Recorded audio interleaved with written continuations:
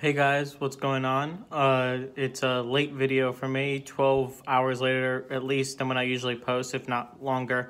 This morning I had a fire drill, so I ran out of my dorm without recording, but still going to squeeze it in right before midnight. Today it's a longer video. I'm going to be talking about my experience growing up with Crohn's disease, or more specifically what Crohn's disease is in general. I'll probably save the conversation of what my experience has been for the next episode. Right now, I just want to kind of give background of what the disease is, so when I mention it in the future, it makes sense. So overall, I was diagnosed with Crohn's disease at 8 years old. And for those of you that don't know, Crohn's disease is basically just a disease where your digestive system doesn't work the way it should be working because it's all inflamed, meaning there's inflammation, things are red and swollen and things like that.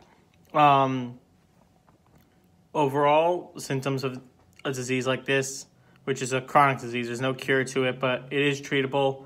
It's a relatively rare disease. Overall, it's believed that the cause of the disease it's uncertain, but it's probably a mix of environmental factors and genes. So having a specific gene which gets triggered by an environmental factor, things like that. But yeah, overall, just so you guys are aware of the type of things that go along with it, and I'll highlight the ones specifically that have affected me. The big one for most people is pain. Just obviously abdominal pain. It's a disease of your digestive system. Think about it's your whole digestive system or parts of your digestive system being swollen. So think about when you, let's say, have a pimple or something like that, and it's red and not looking good. Similar idea in a way, except your entire digestive tract. So think of things that way. If you had like a cut or a scrape kind of thing and it like closed up but it was still like red and puffy and things like that, it's pretty much how intestines are when you have that Crohn's disease. So abdominal pain goes with it. This abdominal pain can also be pain that is from the tip of your lips kind of thing to like all the way through your digestive tract. I've had times where I've had issues with my mouth and then my, rectum, things like that. Also, since it's an inflammatory disease, you could also have joint pain, which the disease is very similar to arthritis in a lot of ways, whereas arthritis is more swelling to the joints and making them hurt and things like that. The Crohn's disease is almost like a cousin to that, where rather than the joints being swollen, your intestines are swollen. The issue with Crohn's disease is rather than arthritis, where arthritis is really just painful to move your joints in all over your body. Not only is it painful to have inflammation within your digestive tract, but it could also cause other major issues besides pain. But I guess I'll get into those. Yeah, sorry, I'm kind of looking off at the script I made this morning when I was planning on recording the video and remembering things as I go. So, along with the inflammation, since everything's inflamed, nothing's working properly. So there's a lot of gastrointestinal issues that come with Crohn's disease. The big ones are malnutrition or malabsorption is the more proper term, but malnutrition also just when you eat things, your body isn't absorbing it the way it should. This is especially a big issue with vitamins. It can lead to vitamin deficiencies. For example, when I eat vegetables very rarely process in my intestines properly. So I'm not getting all the vitamins that most people probably get out of vegetables. That's just kind of a quick example to hopefully clarify things. Another big issue is weight loss, loss of appetite. Those kind of work together to cause an issue. The way I basically found out I had Crohn's disease is I was an overweight 8-year-old at, right around 80 pounds, which is heavy for an 8-year-old. And I dropped about 25, I'll call it 25 pounds in about a month, 2 months, that kind of thing. It was really rapid loss of weight. I wasn't eating anything. I couldn't keep food down. And that's when I went to the hospital. They did a bunch of tests and found out I had Crohn's disease. I'll probably get more into that story in a future episode. Right now, I just want to do background. But yeah, weight loss, loss of appetite is a big issue. And then, of course, since your intestines aren't working right, bowel movements can become an issue, and I won't get into the details of that. You could probably figure it out yourself. All of this is readily available on WebMD or whatever if you just Google Crohn's disease, but just to hear it from me to go over things quickly. I tried to focus on ones that were somewhat relevant to me. For example, one that isn't common for everyone, but was common for me and is a symptom of Crohn's disease is ulcers. You could have ulcers in the mouth and other parts of your body. For me, it was the mouth, very painful. Another big thing is anemia. Basically, overall, the biologic genetic cause of Crohn's disease, not like the factors that lead to Crohn's disease. The actual cause is it's an autoimmune disease. So your immune system is attacking itself and healthy cells and things like that, which is causing, if your body's attacking your intestinal lining and all of that, that's what's causing it to be inflamed. This means that you're pretty much constantly bleeding in a way. So for some people, that can lead to anemia. For me, a little bit it's led to anemia because of blood loss and your body not producing blood at the rate it should, things like that. I'm trying to get used to the tick of things like that. I know I'm doing a very, very bad job with that in this episode, but bear with me. But the autoimmune disease, I'm going to get into it in a second, but that's one of the biggest factors of Crohn's disease is that it's your body attacking itself. Your immune system's not working properly, and that's leading to everything else. So before I get into more details of that, I just want to finish up the big symptoms of Crohn's disease because the next two are ones that were very, very impactful for my life, and I'll talk about a lot more in the future. And that's for children specifically, the stunting of physical development. I believe when I was younger, it was projected that I was supposed to grow to be about 5'10" at least, if not taller. And then ultimately, because of my Crohn's disease and the medicines that I took while on Crohn's disease, I basically stopped growing around 7th, 8th grade. And I'm 5'6". And that's been, big issue with me body image wise. But again, I'll say that for another episode. And then fatigue. Fatigue is probably the most prevalent symptom and most common symptom among all people with Crohn's disease. And the biggest issue with it is that fatigue is one of those symptoms where it's hard to treat with medication unless you have very, very good control over your Crohn's disease.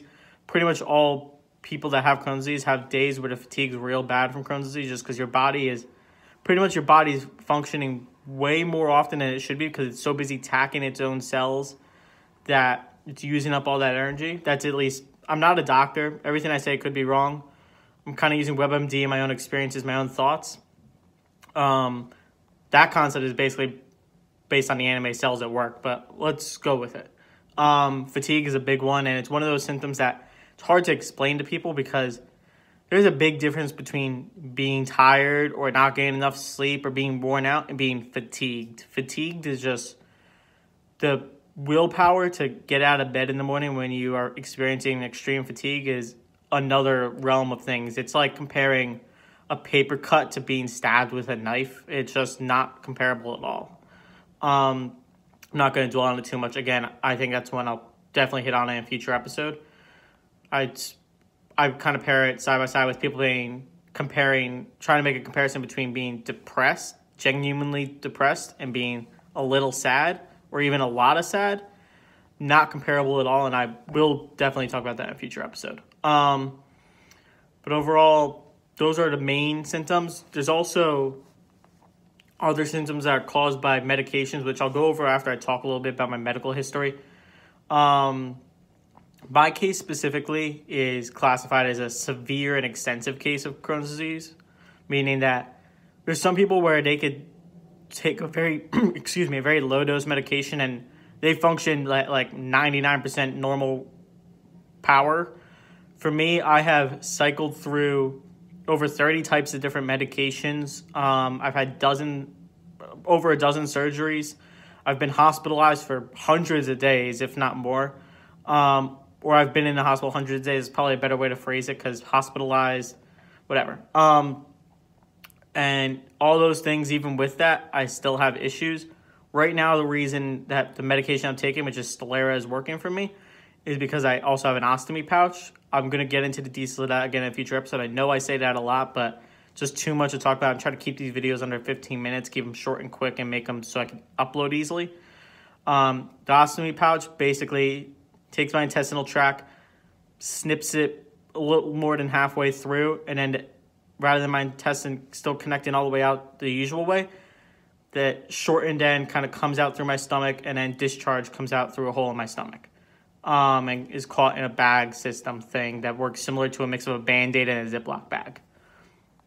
It's a very crude way of explaining it, but we're going to roll with it. The purpose of this is that my body has to do much less work intestine-wise. So when I take my medications only need to treat that section of intestine that's still connected and processing food. It doesn't have to worry about the latter half of my intestine and keeping that all healthy. So just pretty much if you were trying to lift something heavy, if you took some weight off, it'd be easier to lift. And then I also mentioned Stelara is the main medication I'm on right now. I've been on many medications. Stelara, fortunately, has worked very well for me. It's considered a chemotherapeutic drug, and just to clarify, chemotherapy drugs aren't necessarily always cancer medication. Cancer medication has really claimed chemotherapy drugs, and that's fine. Overall, a chemotherapeutic drug is a drug made of chemicals, basically. Most of the times, it's a drug made with chemicals that suppresses the body's natural actions or functions. In the case of cancer, that's cell division, making sure that cancer cells aren't dividing more and pretty much killing cells at a massive rate.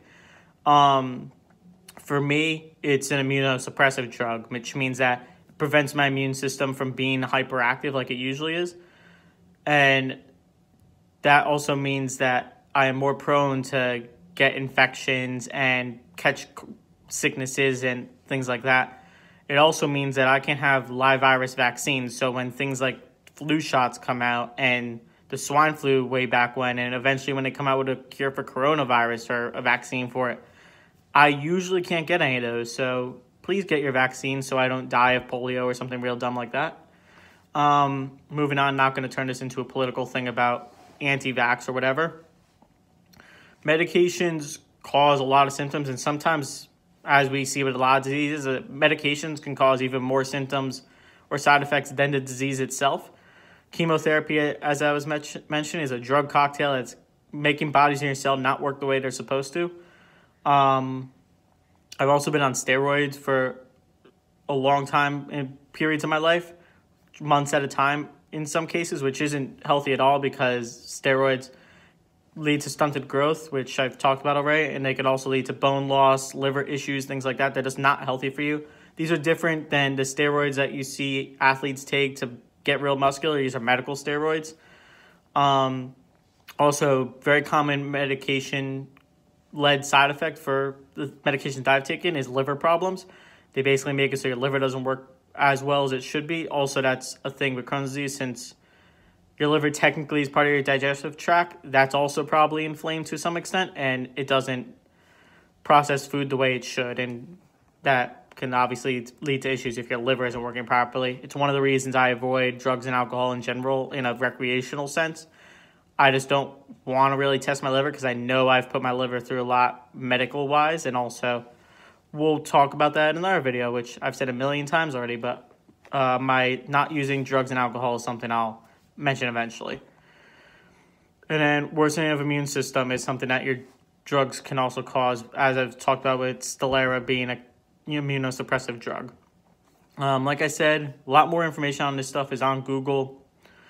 I am not a doctor, so if you're trying to diagnose yourself with something, do not use this video. This is a terrible idea. Please go see a doctor. And with that, in my future episode, I'll definitely be talking more about the positive and negatives of the disease in my life in particular. I think that, in a sense, it has given me a lot of strength and appreciation for life in general.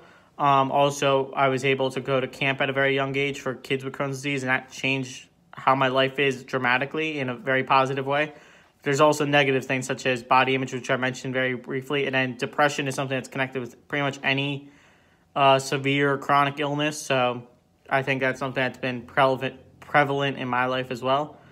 But with that, I'm going to wrap it up here. I'll see you all in my next episode and talk to you then.